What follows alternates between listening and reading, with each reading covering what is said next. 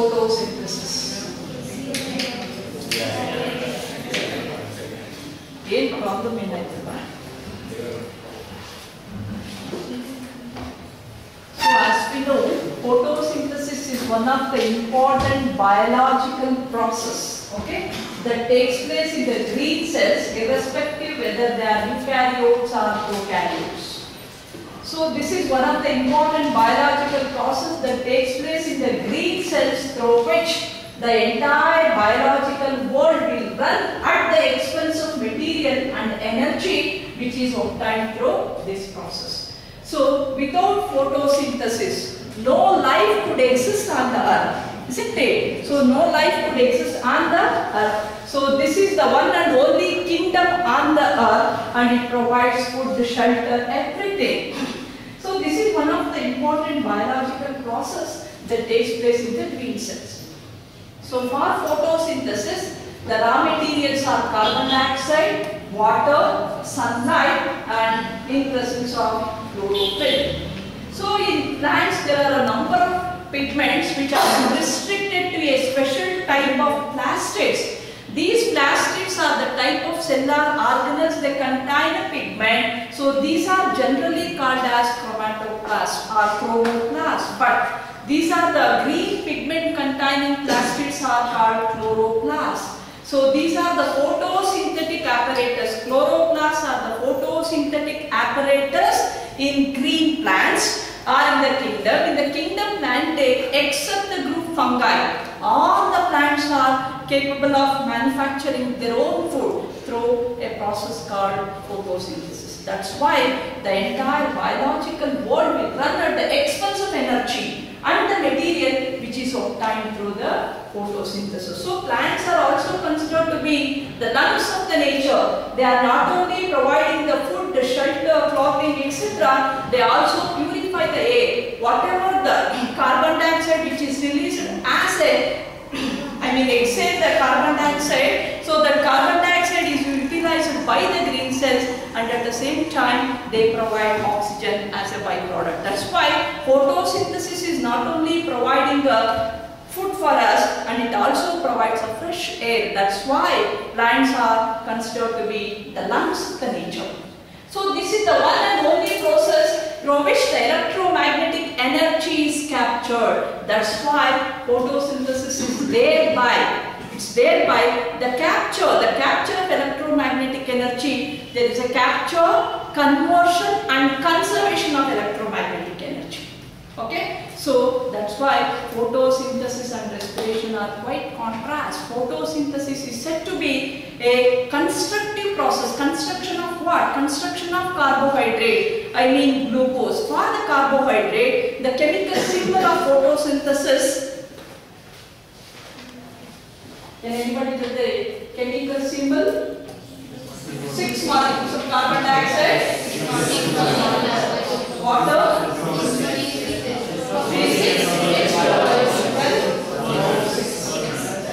plus molecular oxygen is liberated. That's why photosynthesis takes place in the green cells. So the name itself indicates it is a photosynthesis, utilizing the sun energy or the solar energy, manufacture of carbohydrate. The first half of the term says it is photo means light. The second half is manufacture of carbohydrates. Manufacture of carbohydrate utilizing the solar energy. Whatever the energy which is available from the sun, that is what is known as electromagnetic energy, is captured and it is converted and conserved in the glucose molecule. But quite contrast, respiration is a catabolic process, or it is otherwise said to be a destructive process. Photosynthesis is a constructive process, it's a construction of glucose molecule, whereas the respiration is a destructive process, it is a destruction of glucose molecule, because we need energy, isn't it? We need energy to do work. That energy is present in the glucose molecule that is obtained from the solar energy, utilizing the raw materials. That's why photosynthesis and respiration are quite contrast. So this photosynthesis takes place in the green cells. For in the photosynthesis, the plastids, what are called as chloroplasts, they are considered to be photosynthetic apparatus. Okay?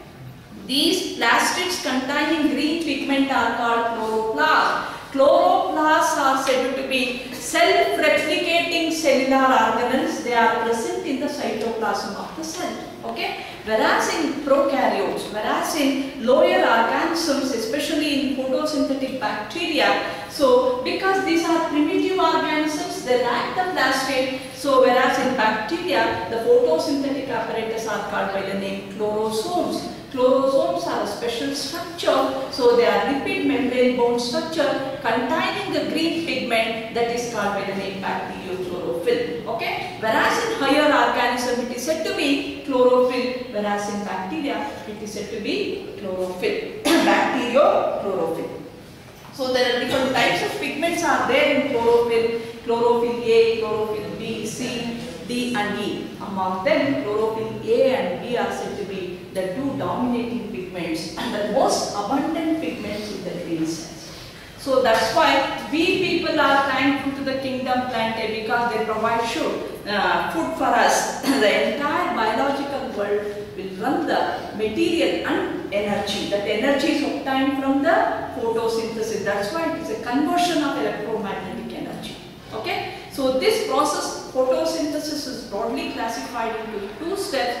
One is called a light reaction, other is called dark reaction. The name itself indicates the first half of the photosynthesis is called a light reaction because it is light dependent. Okay? So light is essential. This light is electromagnetic in nature.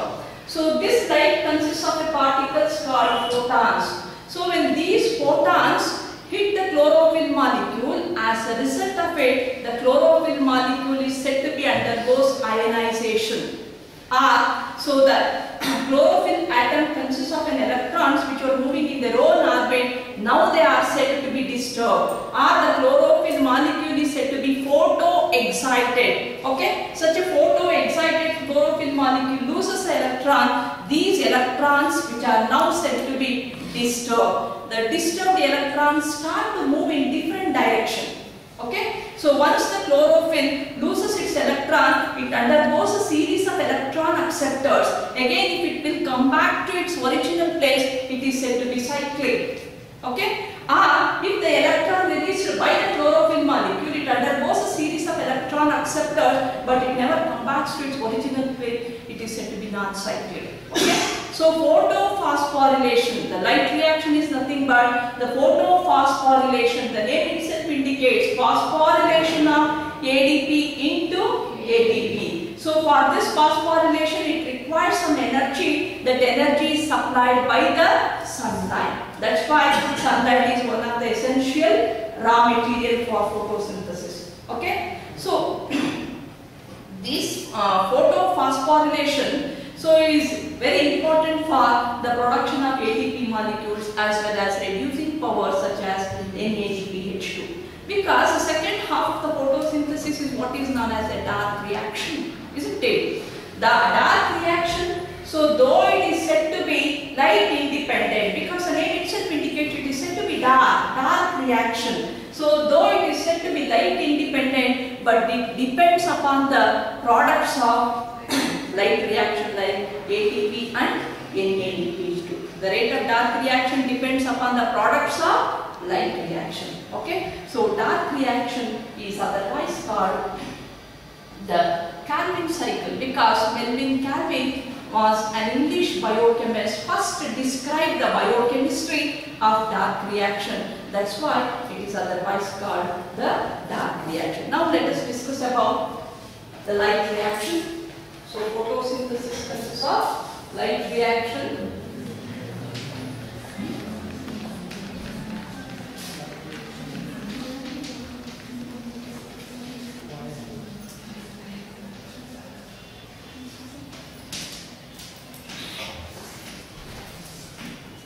So light reaction is again of cyclic and non-cyclic.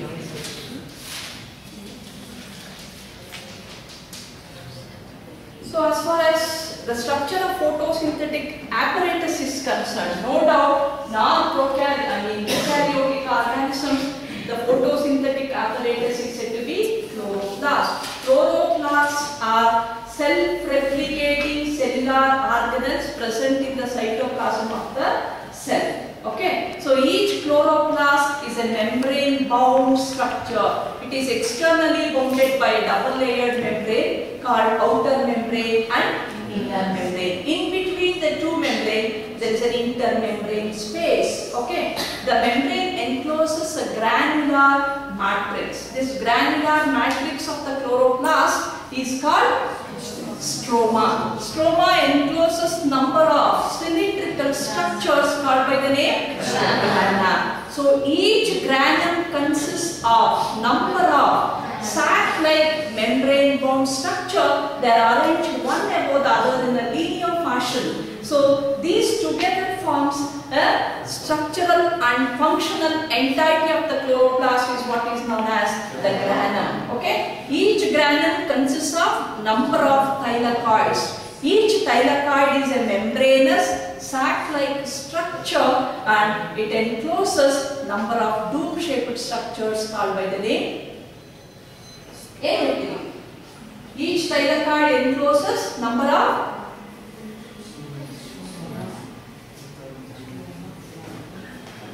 So regarding the structure of the chloroplast, it consists of an outer membrane and the inner membrane. So this granular matrix is what is known as a stroma. This granular matrix encloses